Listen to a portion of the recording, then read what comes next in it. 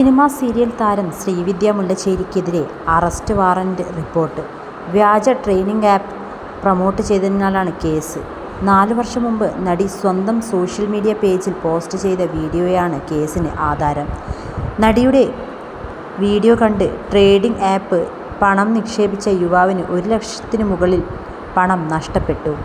1,03,000 രൂപയാണ് യുവാവിന് നഷ്ടമായിരിക്കുന്നത്. 4 വർഷം മുമ്പാണ് കേസിന് ആസ്പദമായ പ്രൊമോഷൻ ശ്രീവിദ്യ ചെയ്യുന്നത്. വിഷുവിനോടനുബന്ധിച്ചാണ് നടിയുടെ സോഷ്യൽ മീഡിയ പേജുകളിൽ ഈ ട്രേഡിംഗ് ആപ്പിൻ്റെ വീഡിയോ പ്രത്യക്ഷപ്പെട്ടത്. ഇത് എൻ്റെ വിഷു കൈനീട്ടമായി എല്ലാവരും കണക്കാക്കണം. എല്ലാവർക്കും ജീവിതത്തിലൊരു അഡീഷണൽ ഇൻകം ആവശ്യമാണ്. ബിനോമോ ആപ്പിനെക്കുറിച്ചാണ് ഞാൻ സംസാരിക്കുന്നത്.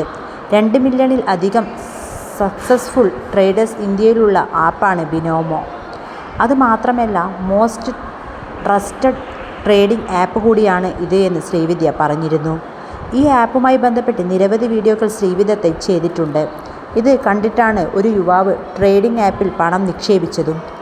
ആപ്പിൽ 1,03,000 രൂപ നിക്ഷേപിച്ച യുവാവിന് ട്രേഡിംഗ് നടത്തിയെങ്കിലും 1 രൂപ പോലും തിരികെ ആപ്പിൽ നിന്നു സമ്പാദിക്കാനോ പിൻവലിക്കാനോ യുവാവിന് കഴിഞ്ഞില്ല.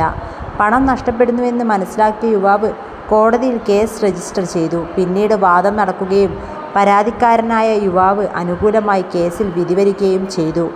പരാതിക്കാരന് ശ്രീവിദ്യ 1,03,000 രൂപ തിരികെ നൽകണം. കൂടാതെ 50,000 രൂപ നഷ്ടപരിഹാരമായി അധികം നൽകുകയും വേണമെന്നായിരുന്നു കോടതി വിധി. കേസിൽ വിധി വന്നതിന് ശേഷം ശ്രീവിദ്യ അപ്പീലിന് പോയി. തനിക്ക് വേണ്ടി ഹാജരായ വക്കീലിന് കേസ് കൃത്യമായി വാദിക്കാൻ കഴിഞ്ഞില്ലെന്നും അതുകൊണ്ട് താൻ ഈ കേസിൽ തോറ്റുപോയതെന്നും പറഞ്ഞാണ് നടി അപ്പീൽ പോയത്. ശ്രീവിദ്യയുടെ കേസ് ഏറ്റെടുത്തിരുന്ന വക്കീലിൻ്റെ പേരിലും മറ്റൊരു കേസുണ്ടെന്ന് റിപ്പോർട്ടുകൾ. അതിൻ്റെ കാര്യങ്ങൾക്ക് പിന്നാലെയായതിനാൽ വക്കീൽ നടിക്ക് വേണ്ടി കേസിൽ കൃത്യമായി ഇടപെട്ടില്ലെന്ന് റിപ്പോർട്ടുകളുണ്ട്.